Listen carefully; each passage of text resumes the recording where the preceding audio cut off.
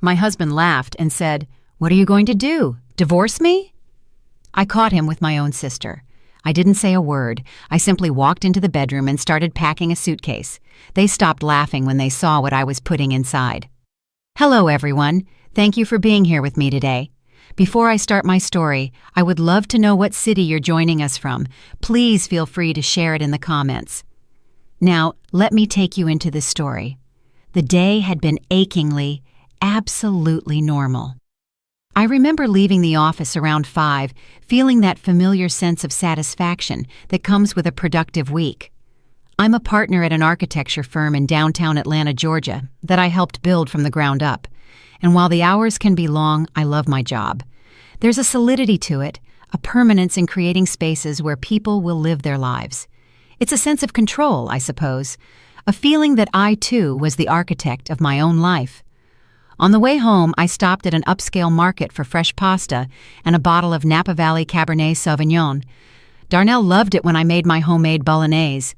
It was a small thing, but after 25 years of marriage, you learn that love often resides in the little things. It resides in knowing his favorite wine, in making his preferred meal on a random Thursday for no apparent reason. Our house was my sanctuary, a beautiful 2-story estate that I designed myself years ago, nestled in a quiet, tree-lined suburb outside Atlanta. Every detail, from the reclaimed oak floors to the Carrara marble in the kitchen, was something I had meticulously chosen. It was more than a house. It was a testament to the life I thought I had built, a life of permanent solidity. When I got home, Darnell was already in the living room, supposedly reading the newspaper, but I could see his phone propped up behind it. "Hey, babe," I said, dropping my keys and grocery bags on the console table in the foyer. "Smells like you took a shower." "Long day," he said, folding the paper with a crackle. "Wanted to wash it off." He walked over and gave me a perfunctory peck on the cheek.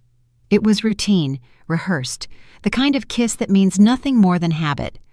We made dinner together, or rather I cooked while he leaned against the counter and told me about his day. His boss was an idiot. Quarterly reports were a nightmare. The usual complaints. I listened, offered sounds of understanding, and chopped onions. It was the familiar dance of our evenings, a choreography we had perfected over 2.5 decades. After dinner, we settled onto the living room sofa. It was a custom-made plush sectional in a soft gray fabric that had taken me 6 months to choose. I remember thinking about that, the absurd amount of time I'd invested in paint and fabric swatches, all to create this perfect, peaceful home. The gas fireplace was on just for ambiance, its soft orange light flickering over the framed photos on the mantelpiece. Photos of our wedding, him looking so handsome and nervous in his tuxedo. Photos from family vacations in Maui, our faces wind-burned and smiling. Pictures from my younger sister, Kinsley's, college graduation, Darnell and I on either side of her, beaming with pride. A whole life captured in polished silver frames. I was 52, an age when you believe the foundations of your life are set in stone. You've weathered the storms, you've raised your hypothetical children, you've settled into the comfortable, predictable rhythm of a long marriage. You think you know the person sitting next to you better than the back of your own hand.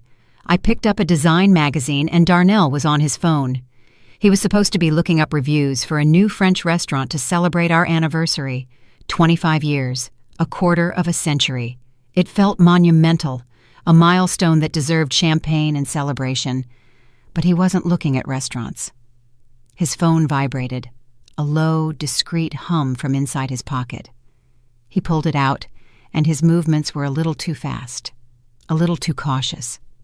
He angled the screen away from me, a subtle shift of his body that screamed secrecy.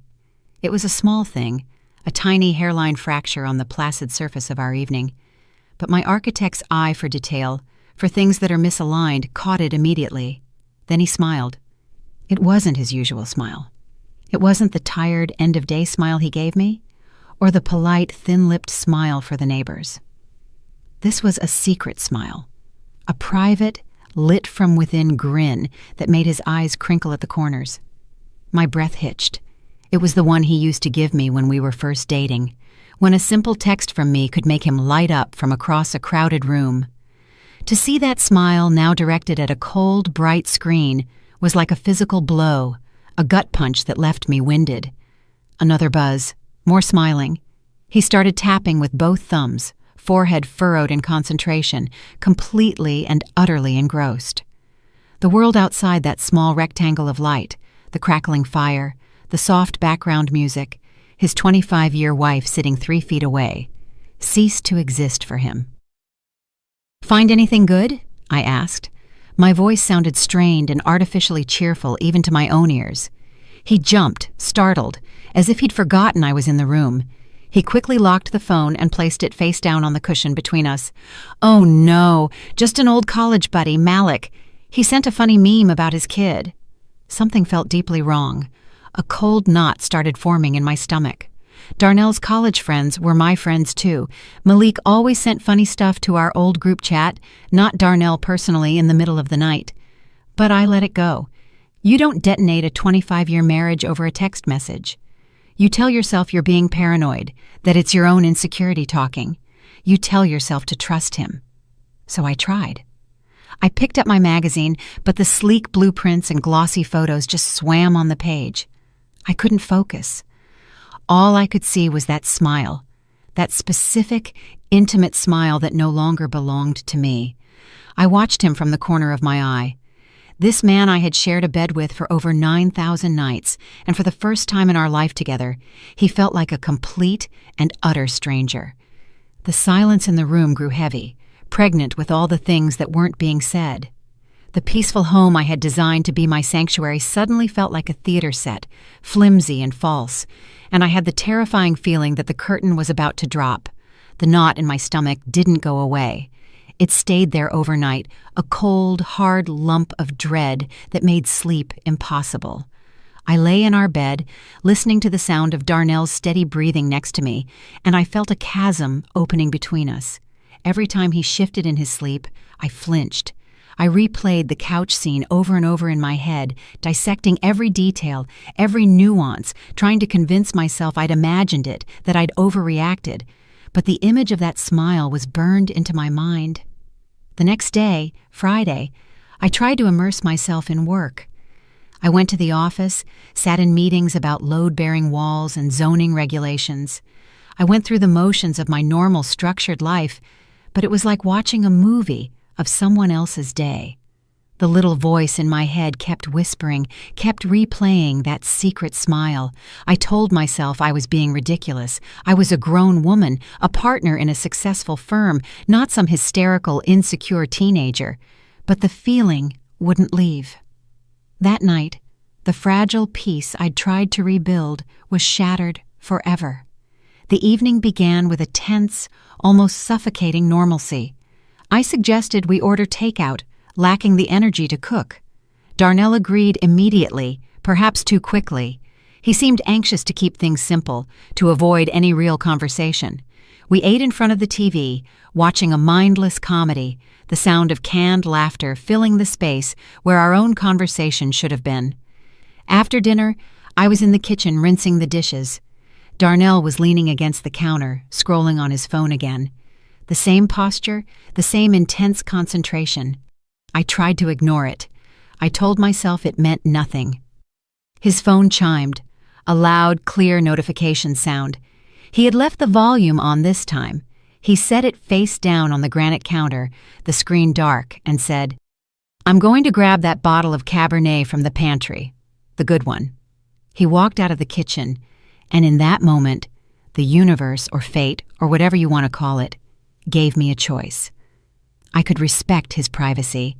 I could go back to my bubbling sink of soapy water, dry the dishes, and live with the persistent, corrosive uncertainty for the rest of my life. Or I could know.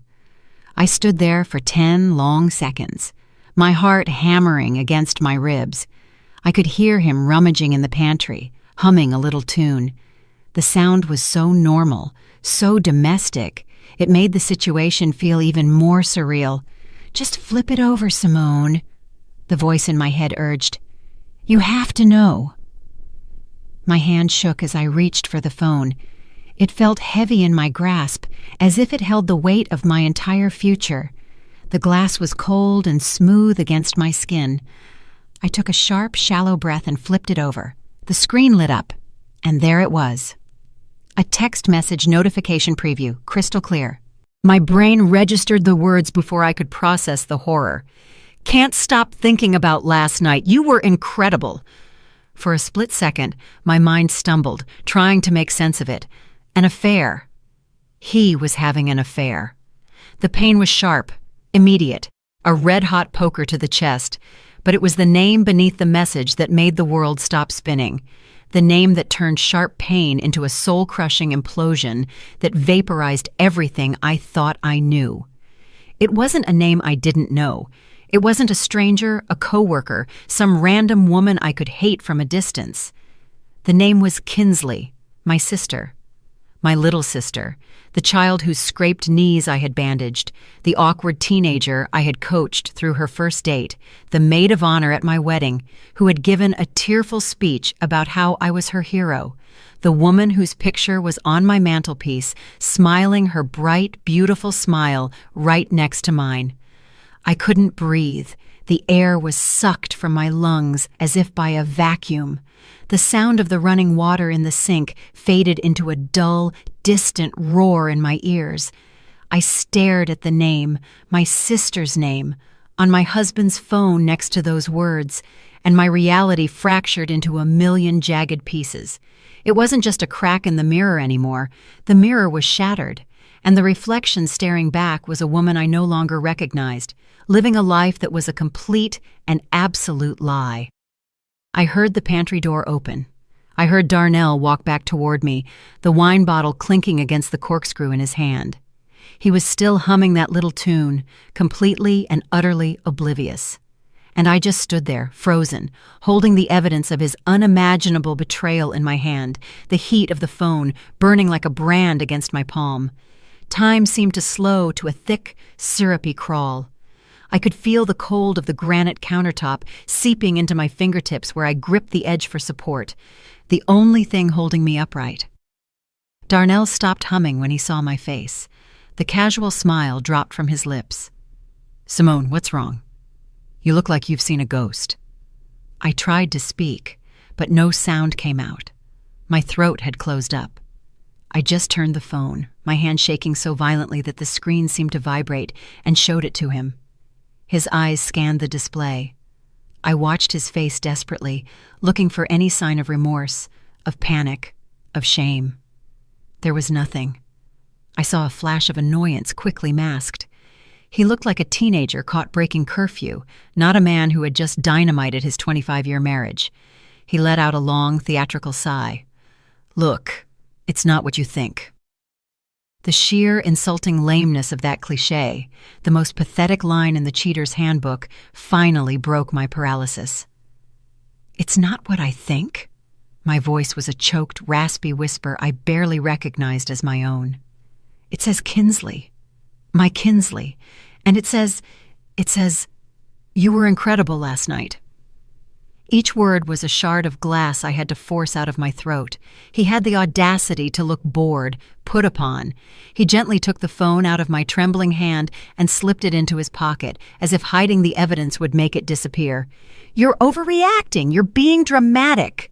"Dramatic?" I whispered. Just then, the back door clicked open, and Kinsley walked in.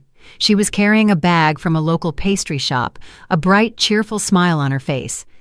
"Hey, I was in the neighborhood and thought I'd grab dessert. They have that lemon tart you love, Simo." She used my childhood nickname, and the sound of it on her lips was a desecration now. Her smile faltered as she took in the scene. She glanced from my ashen face to Darnell's tense posture. A quick, calculating look passed between the two of them. And in that single, fleeting glance, I saw it all. There was no surprise, no confusion, only recognition. She knew. Of course she knew. She wasn't an innocent party caught in the crossfire. She was the other combatant. I looked at my little sister, the woman whose secrets I had guarded, whose tears I had dried, whose life I had celebrated as if it were my own. "Kinsley," I whispered the name. tasting like ash and venom in my mouth. She didn't even try to deny it. She leaned against the doorframe, setting the bag with the tart down on the floor. A slow, satisfied smirk played on her lips. She looked at Darnell, and he looked back at her, and a silent, triumphant conversation passed between them. And then it happened. The thing that broke me. The thing that killed the last shred of hope in my heart. Darnell started to laugh. It wasn't a small, nervous chuckle. It was a full, deep-bellied roar. A laugh of pure, unadulterated mockery, of relief, because the secret was finally out. Kinsley joined in, a high, tinkling laugh that sounded like breaking glass. They stood there in my kitchen, my husband and my sister, laughing at my pain, laughing at the total destruction of my world. The sound echoed off my pristine marble countertops, a grotesque symphony of their shared betrayal. The blood drained from my face. I felt a strange, horrible sense of detachment, as if I were floating near the ceiling, watching this obscene little play unfold below. The woman standing there, with her face like a mask of silent horror, couldn't possibly be me. Between gasps of laughter, Darnell finally managed to speak, wiping a tear of exhilaration from the corner of his eye. The words he said will be etched into my memory, branded onto my soul until the day I die. "Oh, come on, Simone," he wheezed, still chuckling. "It's not that big a deal. What are you going to do? Divorce me?" And in that moment, with his cruel laughter ringing in my ears, something inside me didn't just snap. It died. The loving wife, the trusting sister, the woman who built her life around these two people, ceased to exist, turning to dust and blowing away. And in her place, something cold, hard, and silent began to form, like a diamond under unimaginable pressure. I didn't scream. I didn't cry. I didn't hurl the heavy cast-iron skillet at his head, though the image flashed through my mind with vivid clarity. I simply stood there, an empty shell. The laughter finally died out, settling into an uncomfortable silence as they realized I wasn't reacting. They looked at me, a little confused now, their shared amusement giving way to a flicker of awkward uncertainty. "Simone, say something," Darnell said, his tone still light, but with an underlying edge of command. He was used to me reacting, to us talking things out. My silence was a variable he hadn't planned for. I didn't. I turned my back on them, a simple, deliberate movement. I walked out of the kitchen. I crossed the dining room with the long mahogany table where we had hosted so many family Christmases and began to climb the grand, curving staircase. Each step on the plush carpet felt heavy, monumental. I could hear them following me, their hesitant footsteps on the hardwood floor below. "Where are you going? We're talking about this!" Darnell yelled, a note of panic creeping into his voice. But we weren't talking. They were laughing. I was done talking, forever. I walked into our bedroom, the place that had been my sanctuary, the king bed with the ridiculously high thread count sheets I had insisted on, the matching walnut nightstands, the life we had built, contained in those four walls. I went straight to the walk-in closet, a space I had designed to be organized and serene. On the top shelf, covered with a canvas dust bag, was a set of hand-stitched Italian leather suitcases. I had bought them for Darnell for our 20th anniversary, for that trip to Italy we took. He had loved them, showing them off to anyone who would listen. I pulled down the largest suitcase. It was heavy, beautifully made, a symbol of our shared history, our travels, our life together. I laid it on the pristine white duvet of our bed and pulled it open with a firm, decisive tug. They were standing in the doorway now, watching me, their expressions a strange mix of apprehension and lingering arrogance. "What are you doing?" Kinsley asked, her voice tinged with mocking curiosity. "Packing him up, kicking him out? A little dramatic, don't you think?" I ignored her. I walked to my side of the closet. My clothes hung in neat rows, organized by color and season. My silk blouses, my work suits, the beautiful cocktail dress I wore for date nights that had, apparently, been a complete and utter lie. With an eerie, detached calm, I began pulling them from the hangers. One by one, I folded them neatly, my hands moving with unnerving precision, smoothing out the wrinkles, and placed them inside the suitcase. His suitcase. The dress I wore to my father's funeral, the sweater he bought me for Christmas 5 years ago. Each item was a memory, a piece of our shared history, and I was putting it all away. The silence in the room grew thick and suffocating. The only sound was the soft whisper of cloth, the quiet click of the hangers. Their amusement was rapidly fading, replaced by a nascent, horrified comprehension. Kinsley was the first to finally process what she was seeing. Her voice was a sharp, incredulous hiss. "Wait, you're putting your clothes in his suitcase?" I continued packing. My favorite cashmere sweater, my comfortable jeans, my gym clothes, it all went in. I was a methodical, silent machine. The cold, hard diamond of resolution inside me was in charge. It was directing my hands now, my feet, my every move. They wanted to see what I would do. I was going to show them, and I wasn't going to say a single word while I did it. Their panic was now palpable, a frantic energy radiating from the doorway. "Simone, stop it. This is childish. It's not funny," Darnell said, his voice taking on a sharper, more authoritative edge. The laughter was a distant memory, replaced by the nervous bluster of a man realizing too late that he had fundamentally miscalculated. He had assumed tears, arguments, maybe a plate thrown against the wall. He hadn't anticipated this cold, silent, methodical dismantling of his life. I ignored him. After packing my essential clothes, I walked into the spacious primary bathroom. I grabbed my toiletries from the marble vanity, my expensive face cream that he always griped about the price of, my Chanel perfume he bought me for my 50th birthday, my electric toothbrush. Everything went into a travel bag and then into the suitcase. They simply stood there staring, two useless statues of flesh and blood. My silence was a wall of reinforced concrete they couldn't penetrate. I zipped the large suitcase closed with a final, satisfying tug and set it on the floor. Then I went back to the closet and pulled down the matching leather carry-on bag, the beautiful satchel we had used for weekend getaways to Napa. "Hello? Earth to Simone? Are you seriously giving me the silent treatment?"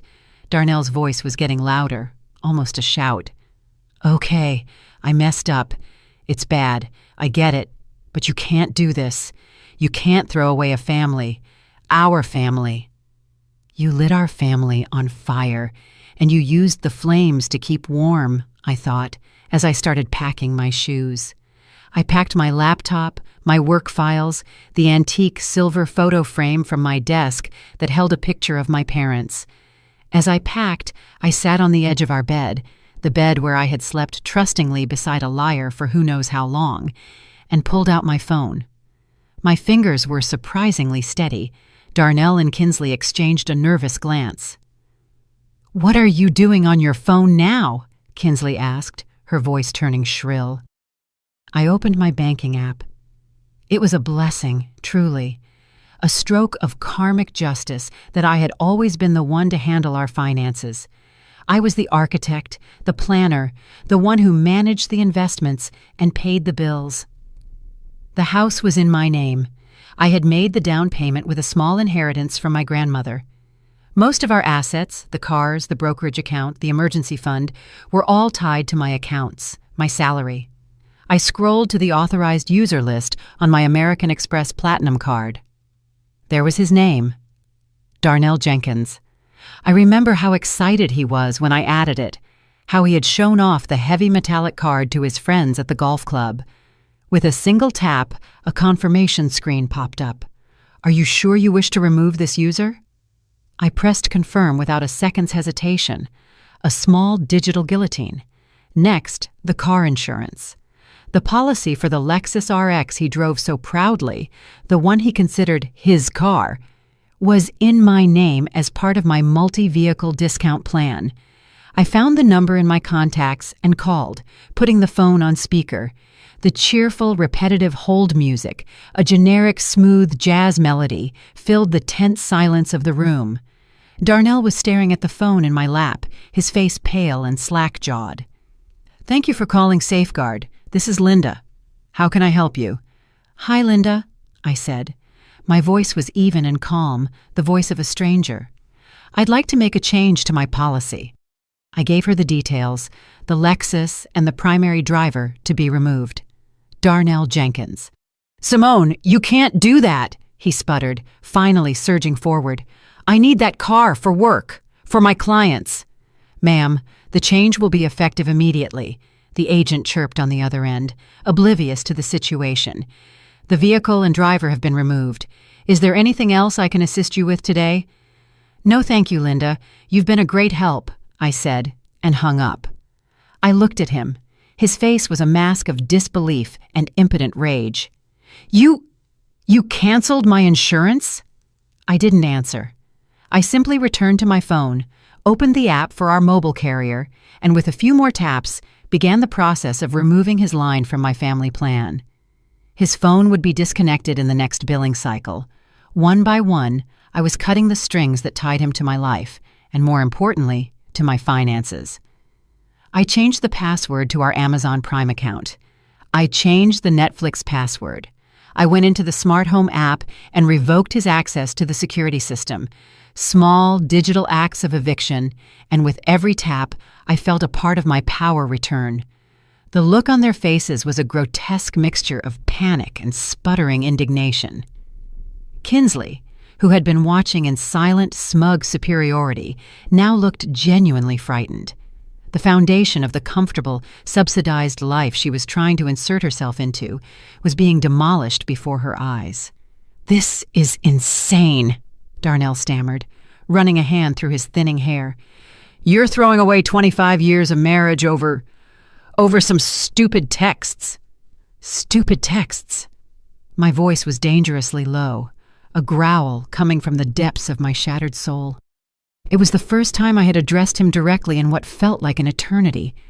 The cold diamond of resolution inside me was heating up, turning into a white, concentrated rage.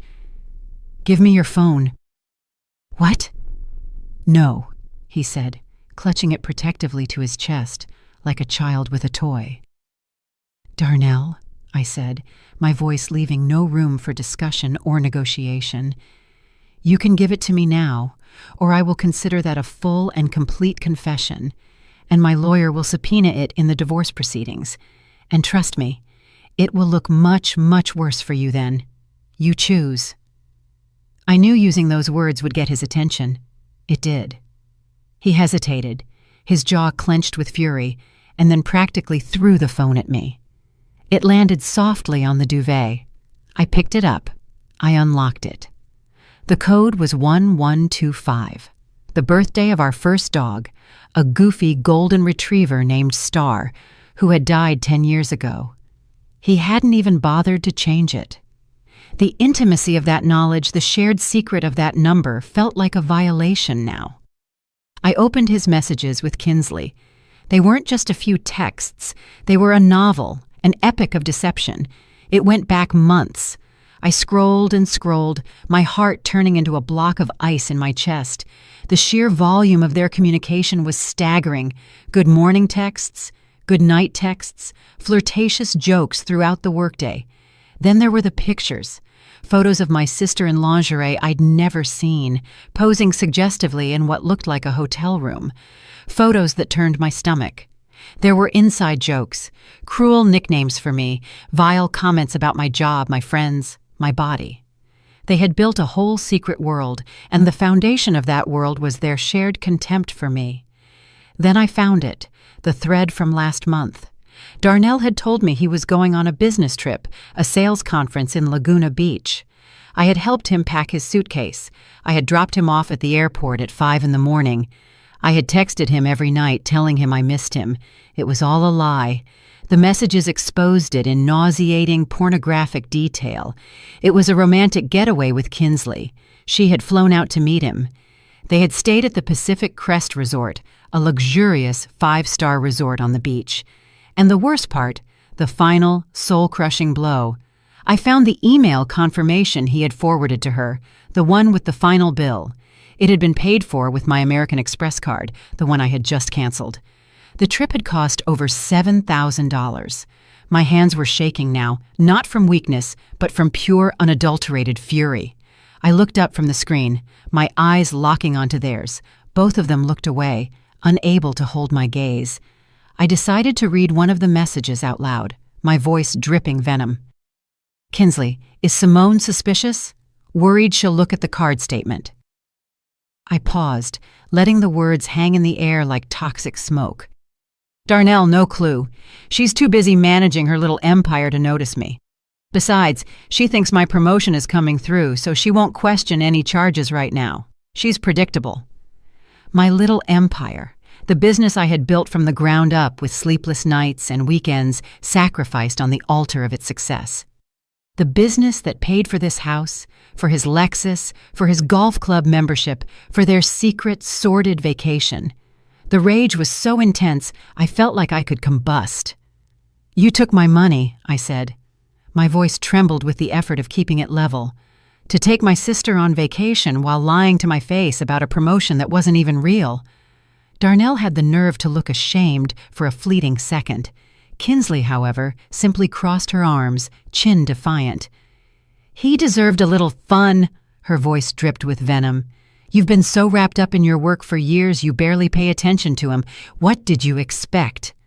That was it. The final, unforgivable betrayal. Not just the affair, not just the theft, but the justification, the blame. In their twisted, selfish minds, this was somehow my fault. The last vestiges of love, of history, of family connection I had for either of them evaporated in that moment, replaced by nothing but a vast, empty expanse of contempt. A strange, chilling clarity came over me. The path forward, which had been a chaotic mess of pain and confusion moments before, was now illuminated by the hard, bright fire of my anger. There was nothing left to salvage here, and nothing left to say to these two monstrously self-centered people. I closed his phone and tossed it onto the bed. Then I pulled out my own phone again. For the last time in this house. My fingers flew across the screen, my movements efficient and precise. "What now?" Darnell asked, his voice weary, as if he were talking to a wild animal he wasn't sure would attack. "Who are you calling now?" I didn't answer him. I called my best friend Ava. We'd been friends since college. We'd leaned on each other through everything. She answered on the second ring. "Hey, Simone, what's up?" Her cheerful, familiar voice came through the speaker, a lifeline to the sane world. "Ava," I said, and my voice finally cracked. Just for a second, a single fissure in the icy facade. "Can I come stay with you for a few days? I need to get out of here." The cheerfulness vanished from her voice, replaced by immediate, urgent concern. "Oh my God, of course! What happened? Are you okay? Where are you?" "I'm at the house," I said, looking directly at Darnell as the words left my mouth. "Darnell has been cheating on me with Kinsley." There was a stunned, horrified silence on the other end, then a string of curses that almost made me smile. "That absolute bastard! That snake! Of course you can stay. Don't even ask. I'm coming to get you right now." "No," I said quickly. "Don't come here. I don't want you in this house with them. I'm leaving now. I'll get an Uber." Okay, honey. The guest room is always ready for you. You know that. The door will be open. Get there safe. And Simone, call me as soon as you're in that car." "I will. Thank you," I whispered and hung up. Next, I opened the Uber app. I put in Ava's address. The map showed a car icon just a few blocks away. 5 minutes. The reality of the situation, its finality, finally seemed to crash down on them. This wasn't a temporary dramatic gesture. This wasn't a fit of pique. I was actually, truly leaving. "Wait! You can't just leave!" Kinsley shrieked, her defiance crumbling into a pathetic, childish whine. "This is your house." "Exactly," I said, my voice cold again. "It's my house, which is why I get to leave it. You two can stay here for now." Darnell moved to block the door, planting his feet like a sentry. "Simone, please, let's sit down and talk about this like adults. We can fix this. I know we can. We can go to therapy." "Therapy?" I laughed, a bitter, humorless sound that was more like a bark. You think a 60-minute session with a counselor can fix this? You think we can talk our way out of this? There is nothing to fix. A marriage, a relationship, those are structures that can be repaired. But this is a toxic waste dump, and I'm evacuating. My phone vibrated. My Uber was outside. I grabbed the handles of the 2 heavy leather suitcases.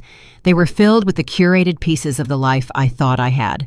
A life that was now nothing more than dead weight. I started wheeling them toward the bedroom door. They both lunged, trying to stop me. Kinsley grabbed one of the suitcases, fumbling with the zipper. "You're not going anywhere. We have to talk." Darnell put his hands on my shoulders, his grip surprisingly strong. "Simone, please don't do this. Think about what you're throwing away." I stopped. I looked at his hands on my shoulders, the hands of a stranger. Then I looked up at his face, a face I no longer recognized. Then I looked at my sister, who was desperately trying to unpack my shoes, as if that would somehow keep me there. I felt a wave of disgust so profound it nearly made me gag. I shrugged his hands off me with a force that surprised even myself. I looked at both of them, these 2 people who had been the twin pillars of my universe, now just pathetic, selfish strangers standing among the wreckage they created. "You asked me what I was going to do," I said. My voice was firm, clear, and final. "I'm going to live without either of you." And with that, I wheeled my bags past them. I walked down the grand staircase and out the heavy oak front door of my house for the very last time. I didn't look back. I didn't dare. The cool night air hit my face like a slap, bringing me back into my own body. The Uber, a clean black sedan, waited at the curb, its engine silently humming. The driver, a kind-faced man with a 100% satisfaction rating and a gentle smile, got out immediately when he saw me struggling with the heavy bags. "Let me get that for you, ma'am, I got it," he said in a soft voice. He expertly lifted the suitcases and placed them in the trunk. He must have seen the look on my face, the tear tracks on my cheeks, the shaking in my hands, because he asked no questions, simply opened the back door for me and gave me a simple, understanding nod. The minute I slid into the back seat and the door clicked shut, the adrenaline that had been surging through my veins for the last hour vanished, as if a switch had been flipped. It left behind a hollow, cavernous emptiness that was almost worse than the rage. The car pulled away from the curb, and I watched my beautiful home, the one with the perfectly manicured lawn and the cozy gas lanterns I'd installed last year, recede into the darkness. My house, my sanctuary, and they were still inside it. The thought was a physical violation. Then my phone, which I still gripped with white knuckles, began to explode. First, it was Darnell. The screen lit up with his name and picture, a photo of us in Napa, smiling from a lifetime ago. I stared at it, then pressed the red button to reject the call with a vicious swipe of my thumb. A second later, a text message popped up.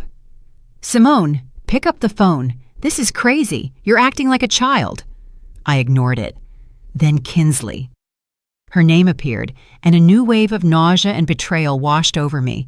I rejected her call. A flurry of text messages followed from her, too. One after another, a rapid-fire assault. "You can't do this to us.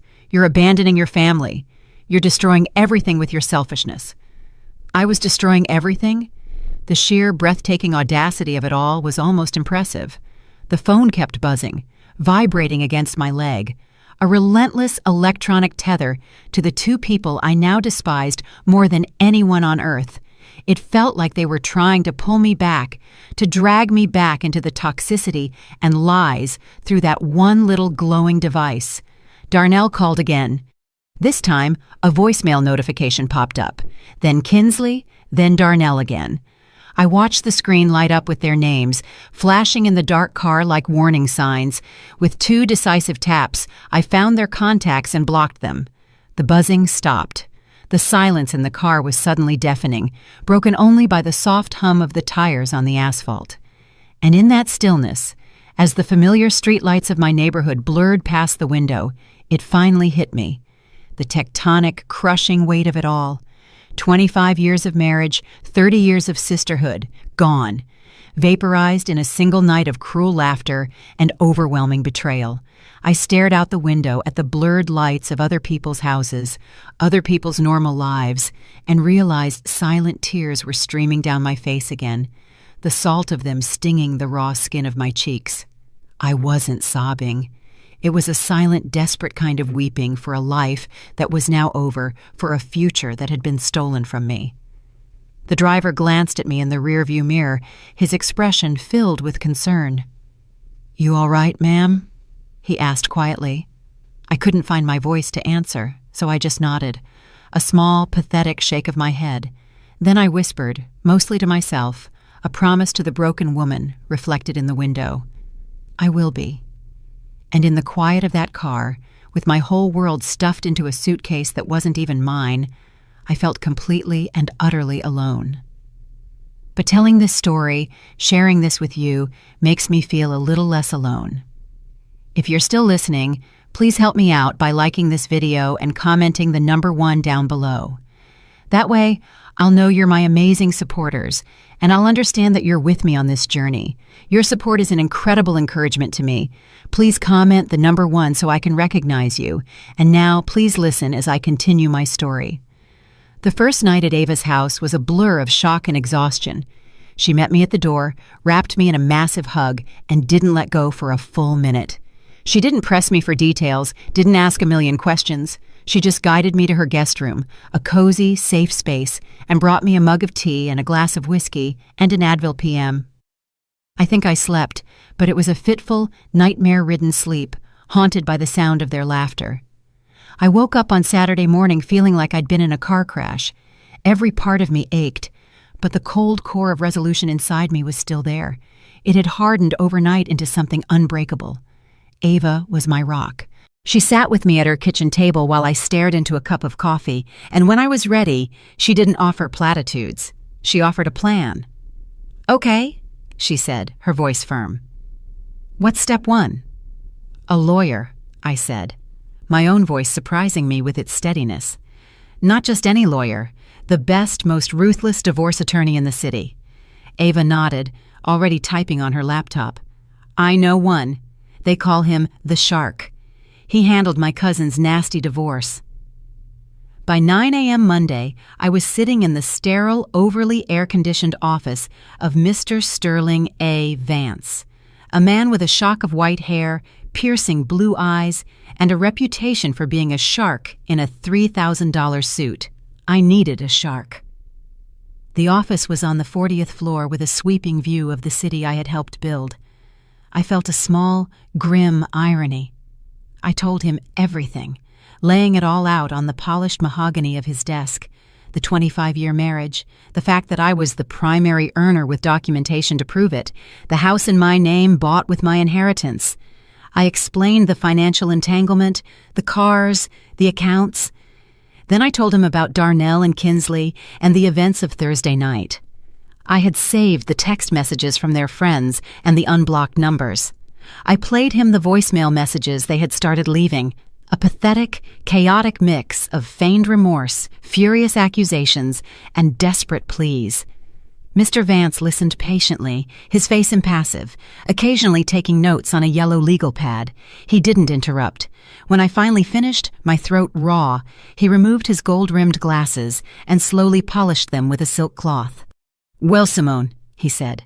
His voice was quiet and deeply reassuring. "This is a mess, a heartbreaking, despicable mess, but from a legal standpoint, it is remarkably clean." He confirmed what I already suspected. Since I was the sole owner on the house deed, Darnell and Kinsley were, in legal terms, squatters. They were my guests, and their invitation had been soundly revoked. "We will file for divorce proceedings immediately. We'll cite adultery with special prejudice," he explained, his voice crisp and professional. "We will also file an emergency order to freeze all joint assets, though it appears there are very few, and most importantly, we will serve them with a formal, legally binding eviction notice. They will have 30 days to vacate your property. If they refuse, we will have them removed by the marshal's office." The words felt both terrifying and empowering. Eviction, marshal's office. This was real. This was the machinery of my freedom. He drew up the documents right there, his paralegal springing into action.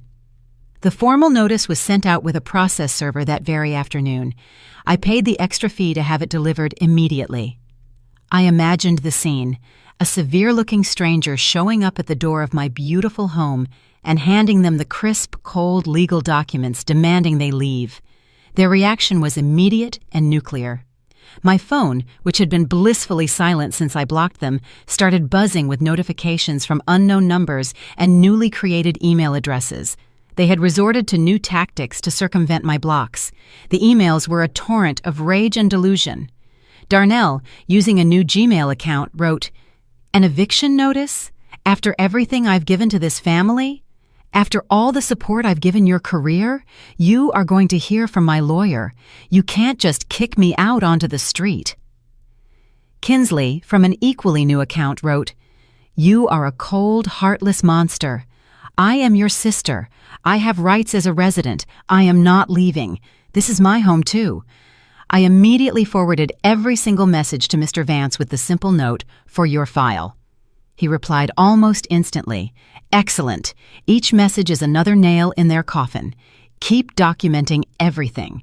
The battle lines had been drawn.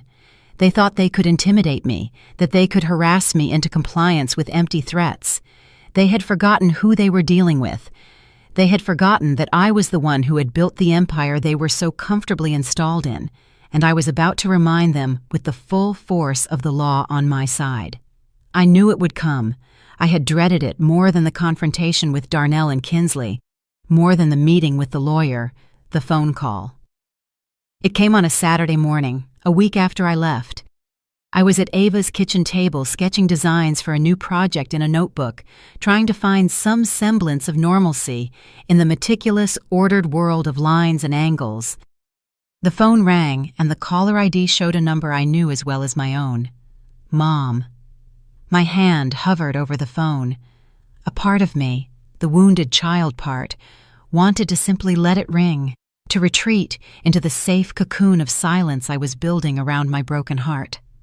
But the architect in me, the part that faces problems head-on, knew I couldn't. I had to confront this. I took a deep, bracing breath and answered. "Hello, Mom." "Simone! Thank goodness."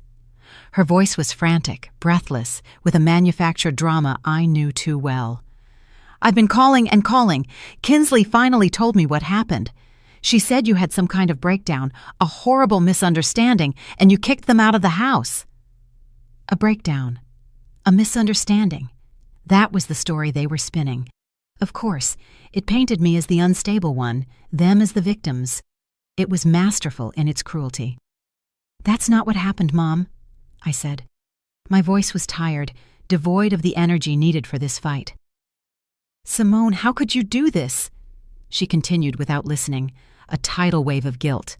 "That's your husband of 25 years. And Kinsley, for God's sake, Simone. She's your sister, your little sister. She called me sobbing. She says she has nowhere to go. You can't just throw your own sister onto the street." The unfairness of it all was like a physical blow. The fact that her first concern was for the perpetrator, not the victim. "Mom," I said. My voice grew colder. "Did they tell you why I left? Did they tell you I found them together? That they've been having an affair for months behind my back? In my house, spending my money?" There was a pause, a brief, telling silence. I could hear her take a shaky breath. "Well," she finally said, her voice softer but still laced with reproach, "Kinsley said it was a mistake. A terrible, terrible mistake. She feels awful. People make mistakes, Simone. Good people. Family is supposed to forgive. You can't throw away a 25-year marriage and your relationship with your sister over one mistake." "One mistake," I repeated, my voice dangerously quiet. "Mom, it wasn't one mistake. It was hundreds of mistakes, hundreds of lies, every single day. And when I confronted them, they laughed in my face. They stood in my kitchen, and they laughed. Kinsley is very fragile right now." my mother continued, her voice taking on a whiny, pleading tone I despised. "She's always looked up to you. And Darnell is your husband. For better or worse, remember your vows. You owe it to your family, to your father's memory, to try to fix this." That was the word that triggered it. Vows. "I owe them nothing," I said, my voice now like ice. The last shred of hope I had for her support, her maternal protection, died in my heart. "I've given them everything for years.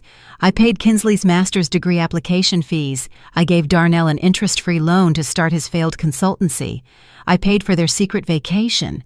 What I owe is to myself. I owe it to myself not to be a doormat, not to be a fool, and not to allow my home to be a brothel for my husband and my sister. They have 30 days to find a new place to live. That is more generosity than they deserve." I could hear her start to cry on the other end, the wet, choppy sobs of someone who isn't getting her way. "You're destroying this family, Simone. You're being so selfish." "No, Mom," I said. "I'm not. They already did. I'm just cleaning up the mess." I ended the call.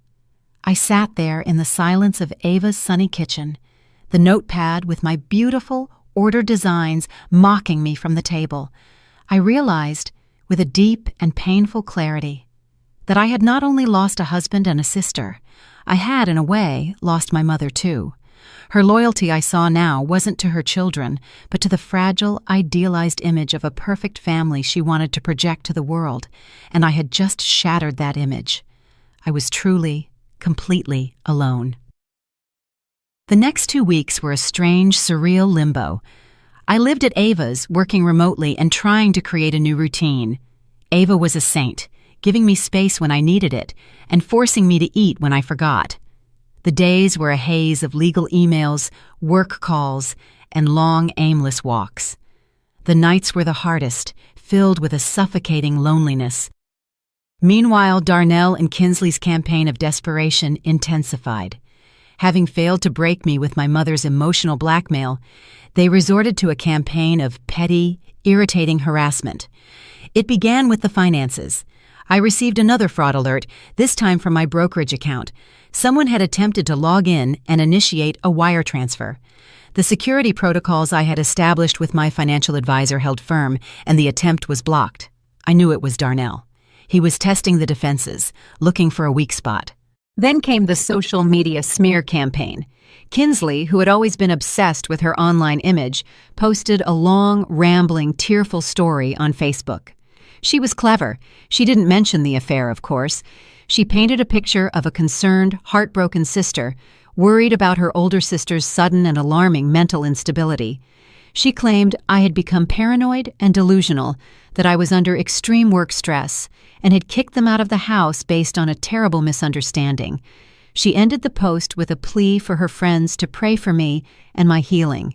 It was a masterpiece of passive-aggressive victimhood. My phone started buzzing with messages from distant relatives and old family friends, all expressing concern. "Is everything okay, Simone? I heard you're going through a tough time. Kinsley's so worried about you. Normally I don't engage in social media drama. It's undignified. But this was a calculated attack on my sanity and my reputation. It required a response. I didn't write a long post. I didn't engage in a war of words. I simply went to her post and left a single public comment. Ask her about the business conference at the Pacific Crest Resort last month, then ask her who paid for it. I have the credit card receipts charged to my account. Seems misunderstandings are getting quite expensive these days." The comment section exploded. People started asking questions. Within an hour, Kinsley's entire post and all the comments had been deleted. But they weren't done. The pettiness escalated to the bizarre. My weekly grocery delivery from the local store was mysteriously canceled. My subscription to the Wall Street Journal was suspended for non-payment, even though it was on auto draft. A dozen pizzas showed up on Ava's doorstep one night, ordered under my name. Small, incredibly childish things designed to disrupt my life and get a rise out of me. Each time, I calmly addressed the issue. I called the credit card company and disputed the pizza charge. I reinstated subscriptions with new payment information. And I documented everything. Every canceled subscription, every fraudulent pizza order, every manipulative social media post. I created an email folder and sent a summary to Mr. Vance every night. His responses were always brief and encouraging. "This is excellent. They are building our case for us. They thought they were harassing me into submission." What they were actually doing was methodically documenting their own instability and malice. They were so blinded by their own entitlement and rage that they couldn't see they were no longer fighting me. They were fighting themselves, and they were losing miserably. Every petty act was another shovelful of dirt on their own graves. The harassment was a constant low-level hum of stress in the background of my life. I was becoming numb to it, learning to treat it as a logistical problem to solve rather than an emotional assault. I was focusing on my own path forward. I spent my days at Ava's working remotely, and I began the painful but necessary process of untangling my life. I was also looking at new condos online, scrolling through listings for smaller, brighter places, just for me. The idea of starting over at 52 was terrifying, but with each passing day, it also felt increasingly like a necessary and exhilarating liberation. Then they crossed a line. A bright, irrevocable red line that there was no coming back from. It happened on a Tuesday afternoon. I was on a work conference call when an email popped up on my screen. It was from my primary bank, the one that held my mortgage and my main checking account. The subject line was innocuous, "Update on your recent application." I frowned. I hadn't applied for anything. I opened the email. It was a standard auto message. "Congratulations on your new auto loan," it cheerfully stated. I stared at the screen, the blood turning to ice water in my veins. The voices on my conference call faded into a distant, meaningless drone. I had not applied for a car loan. With shaking hands, I clicked the link in the email. It took me to a loan document. There it was in black and white, an application for a loan for $6,500 for a new Lexus RX SUV. The same model Darnell had been complaining about wanting for months. It had been filed online using my full name, my address, my date of birth, and my social security number. And because of my excellent credit history, it had been instantly approved. I felt like I was going to vomit. This was no longer just pettiness, no longer childish harassment. This was a crime. This was calculated criminal identity theft. They were trying to saddle me with crippling debt, to ruin the financial stability I had worked my entire life to build. I excused myself from the conference call, my voice a tight whisper. I immediately called the bank's fraud department.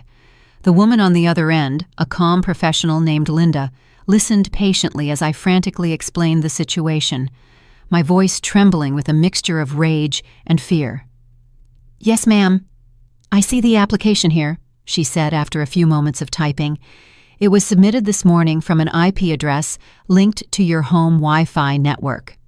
Of course it was. They had used my own internet service, the one I paid for, to commit a felony against me. The audacity was simply unbelievable. Linda immediately froze the loan and opened a high-priority investigation. But I knew I couldn't stop there. This was no longer just a messy, painful divorce. It had escalated to something far more dangerous. With a heavy heart and a sense of grim finality, I did something I never in my worst nightmares thought I would do. I picked up the phone and called the police department. I asked to file a formal complaint for identity theft and attempted aggravated fraud against my husband, Darnell Jenkins, and my sister, Kinsley Martin. I had to go down to the local precinct. I sat on a sterile, uncomfortable plastic chair under flickering fluorescent lights and recounted the entire sordid story to a weary-looking Detective Shaw. I had to give him my social security number, my date of birth, all the intimate details of my life they had stolen and twisted for their own gain. I showed him the emails, the eviction notice, the loan application. Detective Shaw was surprisingly kind, his eyes filled with a tired compassion. "Ma'am," he said when I finished, leaning back in his squeaky chair, "you did the right thing. We see this kind of thing. Coercive control, financial abuse, more than you imagine in contentious separations. You've given us a very clear motive and a digital trail to follow. We'll open an investigation immediately." When I walked out of the precinct into the setting sun, I didn't feel triumphant. I just felt empty and incredibly sad. They had been so consumed by their greed and their pathological desire to hurt me that they had been willing to risk their own freedom. They had forced my hand, and now the consequences would be out of my control. The family drama had become a police matter, and I knew with chilling certainty that this was the beginning of the end. The final few days leading up to the eviction deadline were filled with a tense, ominous silence. The harassing emails stopped. The unknown numbers stopped calling. It was the calm before the storm, a dead, heavy stillness that was more unnerving than their noise. I spent the time in a whirlwind of activity, finalizing the lease on a new apartment and arranging the move, trying to focus on the future instead of the impending confrontation. The 30th day arrived. It was a gray, overcast Friday morning. The sky threatened rain. Mr. Vance had arranged to meet me at the house at 10 a.m. to formally take possession. He had been adamant. "Do not go alone, Simone. I will be there, and I have already coordinated with the police. 2 officers will meet us there as backup." As I pulled onto my own street, a street I had lived on for 15 years, my heart pounded a frantic, painful rhythm against my ribs. I saw Mr. Vance's black Mercedes parked behind 2 official police department vehicles. He was waiting on the curb, his face grim, a leather briefcase in his hand. "They are still inside," he said quietly as I approached. They refused to open the door for the officers. My stomach turned with a mixture of fear and anger. I had foolishly hoped they would have simply left, packed up, and slunk away into the night, leaving me to pick up the pieces in peace. Of course, they weren't going to make it that easy. The 2 police officers were professional and stern. They were large men, and their presence was both intimidating and deeply reassuring. The senior officer knocked on the heavy oak door one last time, his knuckles making a loud, authoritative sound. "Police! Open the door!" Silence. "All right," he said. Turning to his partner, he used a lock-picking tool, and the door clicked softly open. "Ma'am, Mr. Vance, please stay behind us." They stepped inside. The first thing that hit me was the stench, a foul combination of stale cigarette smoke, rotting garbage, and cheap air freshener. The house, my beautiful, pristine house, was ruined. The flawless oak floors were scratched and stained. There was trash everywhere. Greasy pizza boxes, empty wine bottles, overflowing garbage bags piled in the corners. My beautiful silk drapes had been torn down from the rods.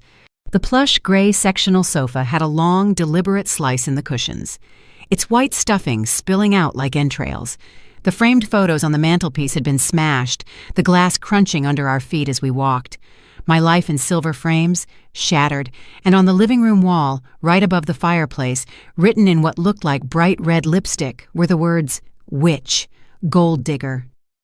I felt a wave of dizziness and leaned against the doorframe for support. This wasn't just mess, this was malice. It was a deliberate, hateful act of desecration. We found them in the primary bedroom, sitting on the edge of the bare mattress, which was also stained. They were surrounded by a few hastily packed bags. They looked pathetic, defeated.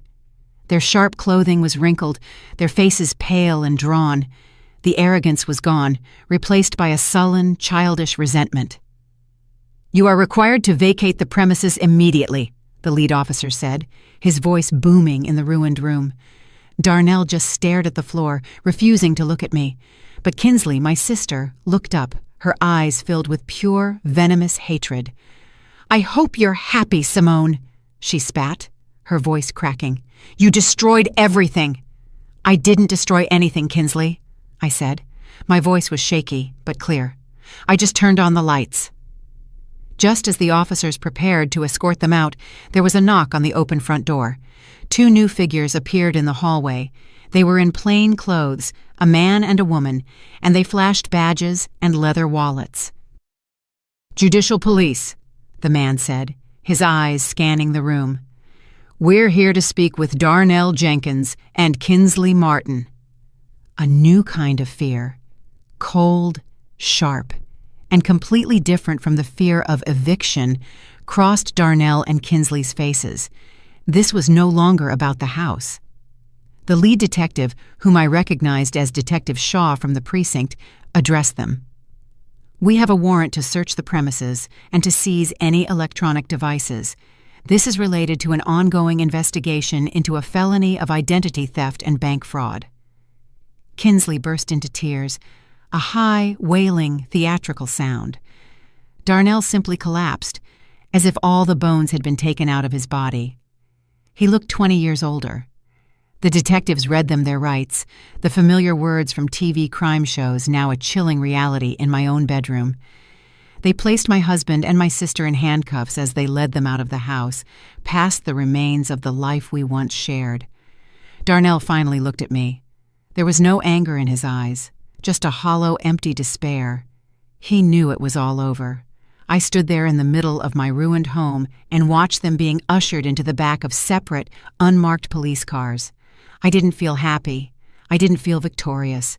I only felt an overwhelming, profound sense of silent, blessed relief. The storm had finally passed. The house was a wreck, but it was my wreck, and it was finally quiet. The months that followed were a painful, methodical process of cleanup. There was the physical cleanup, which required a professional team specializing in biohazards and property damage. It took weeks. There was the legal cleanup, which involved endless meetings with Mr. Vance, insurance adjusters, and the district attorney's office. And then there was the emotional cleanup, the hardest part of all, which is still ongoing. The legal case against them was a slam dunk. The detectives found the loan applications and a wealth of other incriminating evidence on Darnell's laptop, which had been seized from my bedroom. Faced with irrefutable digital proof, both he and Kinsley accepted a plea deal to avoid a longer, more public trial. They avoided jail time, a fact that initially infuriated me. But Mr. Vance helped me see it another way. "A trial would have been a circus, Simone," he had said. "This is cleaner, and the consequences are still severe." He was right. They were sentenced to 5 years of supervised probation. They were ordered to pay restitution for the damages to the house, and they had to complete 500 hours of community service. Both of them now had criminal records. Their professional and personal lives were in ruins.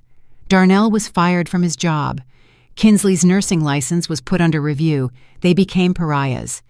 The divorce was finalized quickly and quietly. Thanks to their criminal actions and the mountain of evidence of adultery and financial abuse, Darnell got nothing. The house, the savings, the investments, my retirement plan, it was all protected as my separate property and personal earnings. He left with his clothes, his debt, and his criminal record. The last I heard from a mutual acquaintance was that he was living in a cheap rented apartment across town, working a low-level sales job selling office supplies. Kinsley's fate was in some ways even sadder. My mother, finally forced to face the ugly, undeniable truth, was devastated. She tried to support Kinsley, but their already strained relationship fractured under the weight of shame and disappointment. Kinsley lost most of her friends, who were horrified by what she had done. She moved to another state to live with an aunt, trying to escape her ruined reputation. We haven't spoken a single word since the day she was arrested. Sometimes I wonder if I ever will hear from her again. As for me, I couldn't stand to stay in that house. I couldn't sleep in that bedroom or cook in that kitchen. It was tainted with too many bad memories, stained by their betrayal. I had the professional crew restore it to its former beauty, every wall repainted, every floor refinished, and then I put it on the market. It sold in 1 week. With the proceeds, I bought a small, sunny, 2-bedroom condo in a modern high-rise in the city. It has a balcony overlooking the park, and it's all mine. The day I moved in, carrying a single box of my most precious belongings, I felt a sense of peace I hadn't felt in years. I spent weeks decorating it, not with things to impress others, but with things that made me happy. I bought a ridiculously comfortable velvet armchair. I started an indoor herb garden. I signed up for a pottery class, something I'd always wanted to do.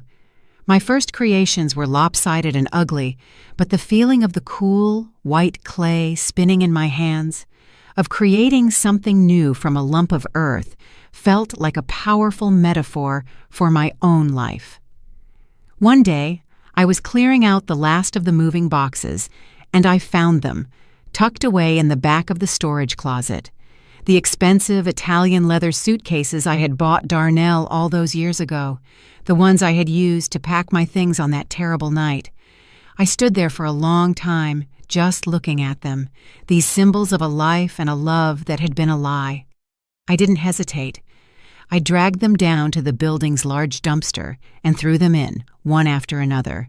They made a satisfying thump as they hit the bottom. The next day, I went out and bought a completely new set of luggage. It was light, durable, and a beautiful, vibrant shade of sapphire blue. It was mine. My life is smaller now and much quieter, but it is real, it is honest, and it is entirely my own.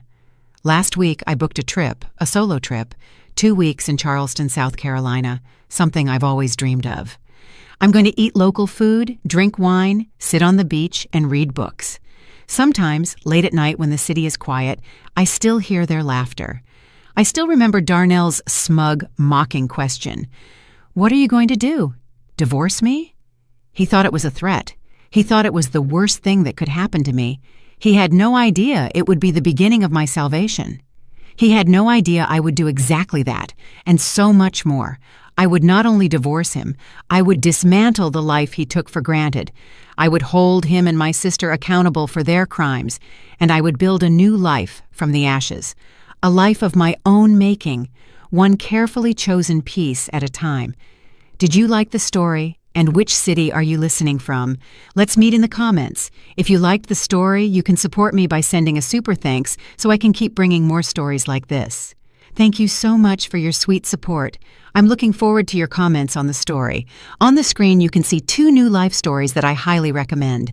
There's so much more on my channel, don't forget to subscribe. See you in the next life story. With love and respect.